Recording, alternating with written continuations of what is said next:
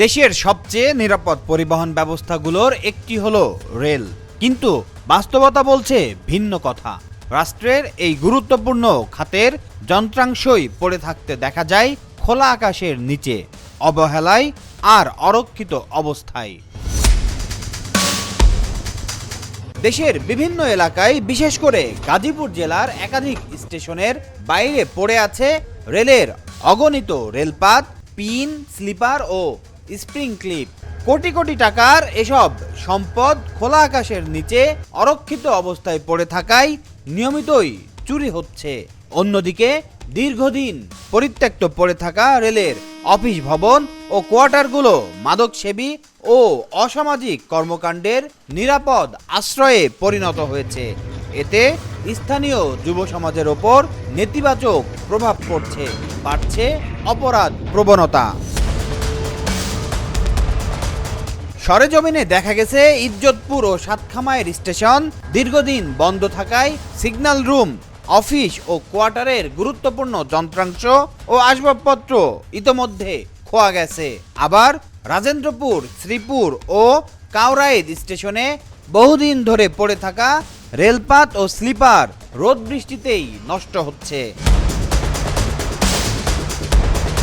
স্থানীয় সূত্রে জানা যায়, এসব পরিত্যক্ত সম্পদের বর্তমান বাজার মূল্য প্রায় 10 কোটি টাকা। অরক্ষিত স্টেশনগুলো থেকে প্রতিনিয়তই সংঘবদ্ধ চোরচক্র নাটবল্টু, পিন ও লোহার পাত কেটে নিয়ে যাচ্ছে। বিশেষজ্ঞদের মতে, যথাসময়ে দরপত্রের মাধ্যমে এসব অপ্রয়োজনীয় মালামাল বিক্রি করা হলে একদিকে যেমন রাষ্ট্রীয় রাজস্ব বাড়ত, অন্যদিকে রক্ষা পেত সরকারি সম্পদ। এছাড়াও এসব মালামাল নির্দিষ্ট সংরক্ষণাগারে স্থানান্তর করলে স্টেশন এলাকাও থাকত জঞ্জাল মুক্ত ও নিরাপদ।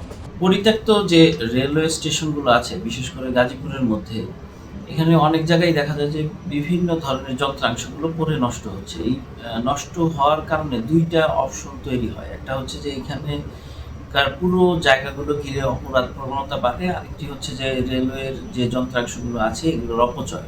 সুতরাং রেলওয়ে বিভাগ যদি এই বিষয়গুলো সঠিকভাবে টেন্ডার করে এগুলো বিক্রি অথবা পুনঃ প্রক্রিয়া করে আবার ব্যবহার করে, তাহলে কিন্তু এই অপচয় যেমন রোধ হয়, তেমনি এইভাবে যে অপরাধগুলোর কথা উঠে আসছে, বিশেষ করে কিশোর অপরাধ অথবা মাদক অনিয়ন্ত্রিত অবস্থায় পড়ে যাওয়া বা পতিতাবৃত্তি, যেগুলোই হোক না কেন, সামাজিক অপরাধগুলো কমিয়ে আনা সম্ভব হয়। এ বিষয়ে বাংলাদেশ রেলওয়ে টঙ্গীর PWI মোহাম্মদ রেজাউল করিম জানান, প্রয়োজনীয় মালামাল ব্যবহার করার পর স্টোর বিভাগকে জানানো হয় এবং তারাই পরবর্তী ব্যবস্থা গ্রহণ করে।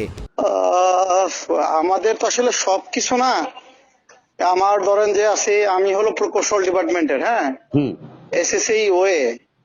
এখন আমার এইখানে ওই যে কিছু স্লিপার আছে আমার অকেজ, হ্যাঁ, আমরা এখান থেকে যেগুলা ভালো ইউজ করা যায় বাছাইকৃত, আমরা এগুলা বাছাই করে আমরা ওই কিছু ইউজ করে লাগাই, আর যেগুলা একদম অকেজ সেগুলো আমরা S13 করে দিই।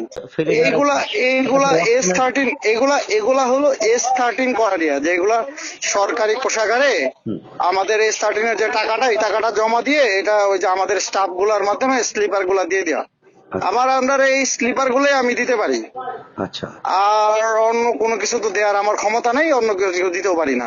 এই যে দীর্ঘদিন পরে থাকে এগুলা আপনারা আসলে এইগুলা হলো কিছু জটিলতা আছে, যেমন আপনার এইগুলা তো শুধু আমি চাইলেই হবে না, এটা আমার ঊর্ধ্বতন কর্তৃপক্ষরা চাইতে হবে, তারা ভিজিট করবে, ভিজিট করে দেখবে যে এইগুলা সত্যিকার অর্থ অকেজো কিনা, বা না এগুলা আবার নতুন করে রিইউজ করা যাবে। এইগুলা তারা দেওয়ার পরে তারা যদি এনশিওর করে যে না এগুলা সত্যি সত্যি অকেজো, দেন তারা ভেরিফাই করে আমাকে বলে দেবে যে না এগুলা সেল আউট করা সম্ভব।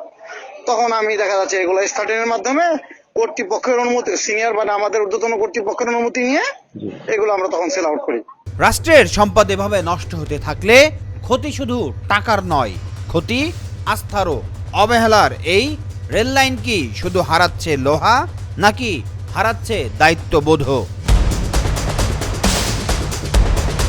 Aminul Islam, Asian television.